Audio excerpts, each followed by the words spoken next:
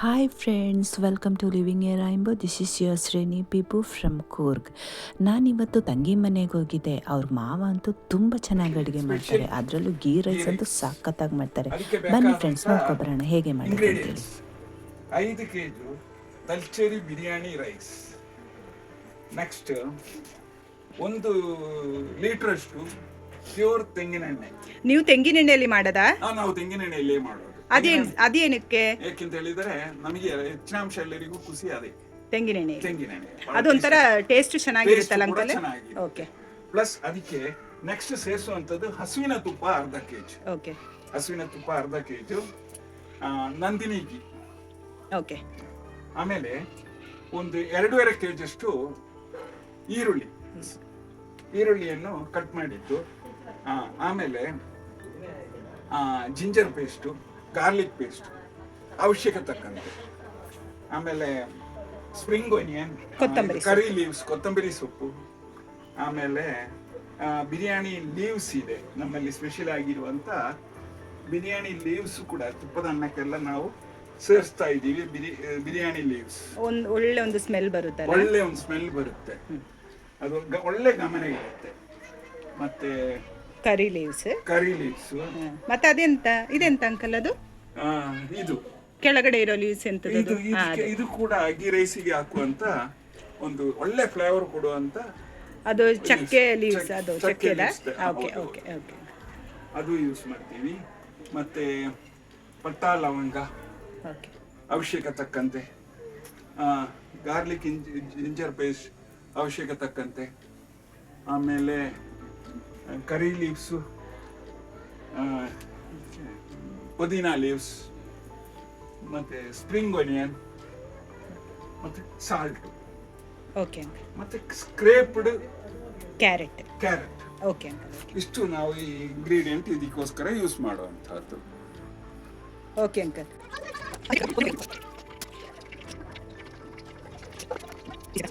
ಟೇಸ್ಟಿಗೋಸ್ಕರ original ಹಸುವಿನ ತುಪ್ಪ ಅದು ಫುಲ್ ಬೇಕಂಕಲ್? ಇಲ್ಲ, ಒಂದು 1/4 ಲೀಟರ್ ಅಷ್ಟು ಫಸ್ಟ್ ಹೋಯ್ತೀವಿ. ಆಮೇಲೆ ಮೇಲೆ ಒಂದು 1/4 ಲೀಟರ್. Okay okay. ಅದು ಕೊನೆಗೆ ಆಗ ಒಂದು ಒಳ್ಳೆ ಸ್ಮೆಲ್ ಇರುತ್ತೆ. ಹಾಕ್ತಾ ಇದ್ದೀವಿ. ಓಕೆ.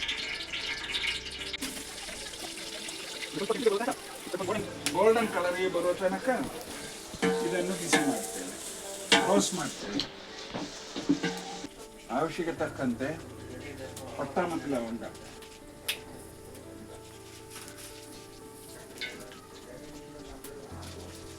ಏಲಕ್ಕಿ, ಪಟ್ಟ ಲವಂಗ ಏಲಕ್ಕಿ,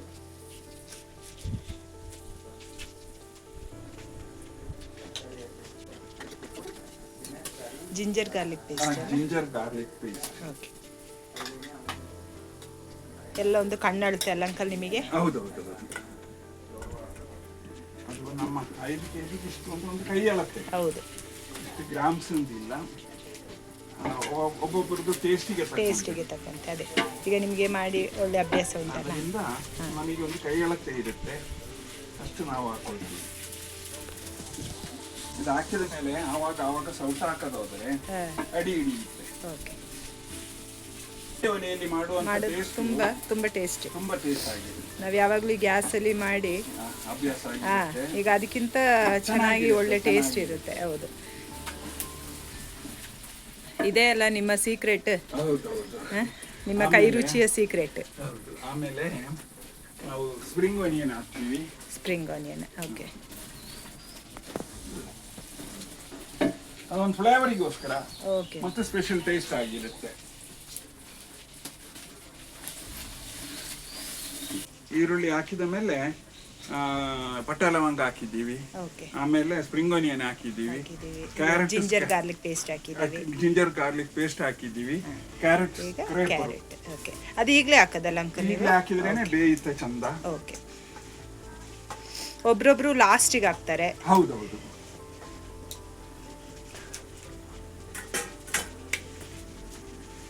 ಇದು ನಮ್ಮ ಆರೋಗ್ಯಕ್ಕೆ ಬಹಳ ಚೆನ್ನಾಗಿರುತ್ತೆ. Vegetable with ghee rice. ಹೌದು. ಮಕ್ಕಳು ತಿಂತಾರೆ. ಹಾಗೆ ಮಾಡಿ ಕೊಟ್ರೆ ಅವರಿಗೆ ಖುಷಿ ಆಗ್ತದೆ. ಖುಷಿ ಆಗೋದಿಲ್ಲ. ಅವ್ರು ತಿಂತಾರೆ, ಇಲ್ಲ ಸಾರಲ್ಲೆಲ್ಲಾದ್ರೆ ಎರ್ಕಿ ಬಿಸಾಕ್ತಾರೆ. ಹೌದು, ಇದು ಗೀ ರೈಸ್ ಜೊತೆಯಲ್ಲಿ ಬಹಳ ಟೇಸ್ಟು ಆಗಿರುತ್ತೆ. ಹೌದು, ಮಕ್ಕಳಿಗೆ ಮತ್ತೆ ದೊಡ್ಡವರಿಗೂ ಕೂಡ. ಹೌದೌದು. ವೆಜಿಟೇಬಲ್ಸ್ ನಮ್ಮ ಶರೀರಕ್ಕೆ ಅಗತ್ಯವಾಗಿದೆ. ಇತ್ತೀಚಿನ ಕಾಲದಲ್ಲಿ ಎಲ್ಲರದ್ದು ಆರೋಗ್ಯ ಕೆಟ್ಟು ಹೋಗಿದ್ದಂಥ ಈ ಸಂದರ್ಭದಲ್ಲಿ ಇದೇ ಥರ ಸ್ಪೆಷಲ್ ಗೀ ರೈಸ್ ತುಂಬ ಚೆನ್ನಾಗಿರುತ್ತೆ. ಸ್ವಲ್ಪ ಪುದೀನಾ ಲೀವ್ಸ್, ಹಿಡಿಯಷ್ಟು ಪುದೀನ ಅಲ್ಲ ಅಂಕಲ್? ಒಂದು ಹಿಡಿಯಷ್ಟು ಪುದೀನ, ಸಾರಿ ಸಂಬಾರ್ ಲೀವ್ಸ್. ಓಕೆ, ಇದು ಬಾಕಿ ಇರುವಂಥದ್ದು ಮೇಲೆ ಮೇಕಪ್ ಮಾಡಲಿಕ್ಕೆ. ಓಕೆ.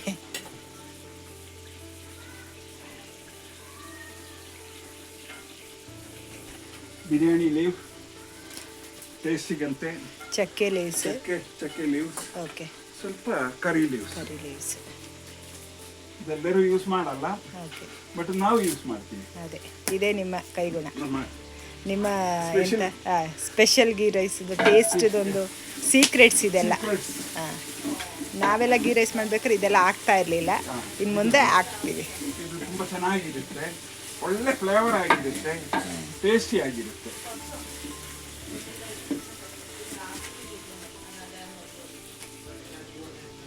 Hi mummy. ಹಾಯ್, ಇದೇ ನನ್ನ ತಂಗಿದು ಅತ್ತೆ, ಇದು ಮಾವ. ಹಾಯ್. ಅದು ಎಷ್ಟು? 1:2. ಓಕೆ,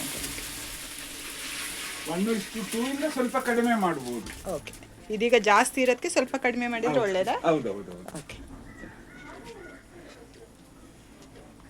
ಸ್ವಲ್ಪ ಜಾಸ್ತಿ ಅಕ್ಕಿ ಆಗುವಾಗ, ಹಾಂ, ಸಣ್ಣದ ಪ್ರಮಾಣ ಆಗುವಾಗ 1:2 ಬೇಕು. ಓಕೆ, ಅಕ್ಕಿಯ ಪ್ರಮಾಣ ಜಾಸ್ತಿ ಆಗುವಾಗ ನೀರಿನ ಪ್ರಮಾಣವು ಕೂಡ ಸ್ವಲ್ಪ ಕಡಿಮೆ ಮಾಡಬಹುದು. ಓಕೆ.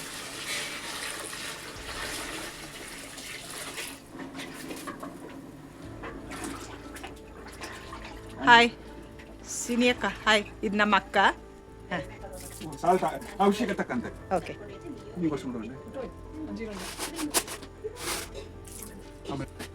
ನಿಂಬೆ ಹಣ್ಣಿನ ರಸ. ಓಕೆ. ಸ್ವಲ್ಪ ಅದು ನೀವು ಲೆಮನ್ ಹಾಕಿದ್ದೀರಲ್ಲ, ಒಣಗಿದ ಲೆಮನ್? ಒಣಗಿದ ಲೆಮನ್ ನಮ್ಮಲ್ಲಿ ಇರುತ್ತೆ. ಓಕೆ, ಅದು ಲೆಮನ್ ನ ಫ್ಲೇವರ್ಗೋಸ್ಕರ, ಸೊಪ್ಪಿನ ಫ್ಲೇವರಿಗೋಸ್ಕರ. ಅಲ್ಲಿ ಲೆಮನ್ ನ ಸಿಪ್ಪೆಯ ಫ್ಲೇವರಿಗೋಸ್ಕರ ನೀವು ಅದನ್ನ ಹಂಗೆ ತೊಳೆದು ಒಣಗಿಸಿಡ್ತೀರಾ? ಒಣಗಿಸಿಟ್ಟಿರಿ. ಅದು ಗೀ ರೈಸ್ಗೆ ಹಾಕಿದ್ರೆ ಒಳ್ಳೆ ಸ್ಮೆಲ್, ಒಳ್ಳೆ ಒಂದು ಫ್ಲೇವರ್ ಇರುತ್ತೆ. ಓಕೆ. ಕುದಿಯುವಾಗ ನಾವು ಅಕ್ಕಿಯನ್ನು ಹಾಕ್ತಾ ಇದ್ದೀವಿ. ಫಸ್ಟೇ ತೊಳೆದು ಇಟ್ಟಿರುವಂತ, ತೊಳೆದು ನೀರು ಹಾರ್ಲಿಕ್ಕೆ ಬಿಟ್ಟಿದ್ದಂತ ಅಕ್ಕಿ ಅಲ್ಲ, ಚಂದ ಕೈ ಆಡಿಸ್ಬೇಕಲ್ಲ, ಮಿಕ್ಸ್ ಮಾಡಕ್ಕೆ. ಎಲ್ಲ ಮಿಕ್ಸ್ ಮಾಡಿ. ಒಂದ್ಸಲಿ ಅಕ್ಕಿ ಎಲ್ಲ ಕಡೆನೂ ಮಿಕ್ಸ್ ಆಗ್ಲಿಕ್ಕೋಸ್ಕರ ಒಂದ್ಸಲಿ ಸೌಟ ಹಾಕಿದ ಮೇಲೆ ಚಂದ ಬೆಂಕಿ ಕೊಡ್ಬೇಕು, ಕುದಿಯೋದಷ್ಟು ಚಂದ ಬೆಂಕಿ ಕೊಡಬೇಕು.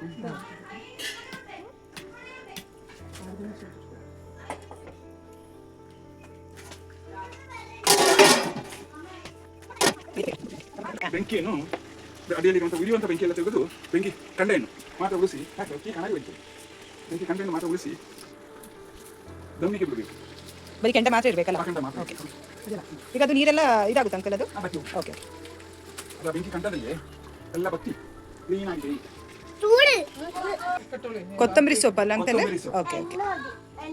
ಕೊತ್ತಂಬರಿ ಸೊಪ್ಪು, ಸೊಪ್ಪು, ಪುದೀನ ಸೊಪ್ಪು, ಅದು ಫುಲ್ ಹಾಕ್ಬೇಕಾ? ಓಕೆ. ಒಳ್ಳೆ ಫ್ಲೇವರ್ ಇರುತ್ತೆ. ಹಸುವಿನ ತುಪ್ಪ,